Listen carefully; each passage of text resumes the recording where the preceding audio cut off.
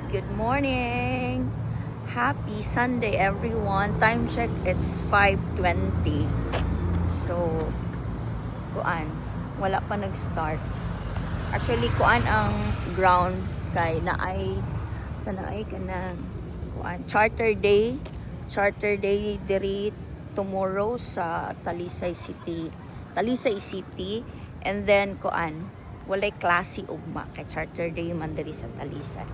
So mo ana siya, so as usual walking no, kuan sa ta kanang warm up.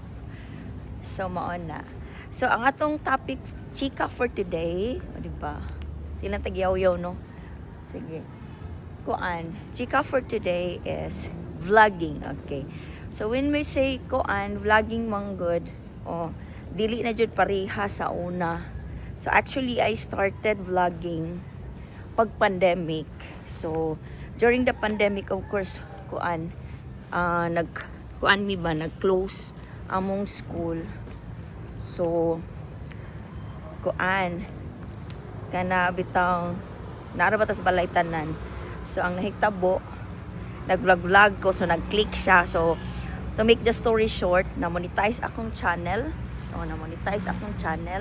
And then murag gihimo nako siyang trabaho. In short, gihimo nako siyang trabaho. And then nakasweldo ko every month atong nga time. So nice pa to siya before kay di man ta mo bayad og tax.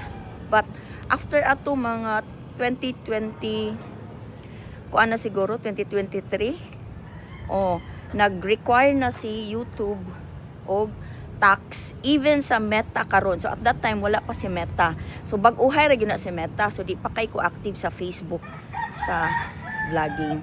So dito focus ako sa YouTube, nakasweldo ko, naka-earn ko actually dako-dako pug nadawat sa first salary nako sa YouTube. Ana kay kuan na siya basta nanay ads ba. So mao to nga kanang gi-career na nako siya.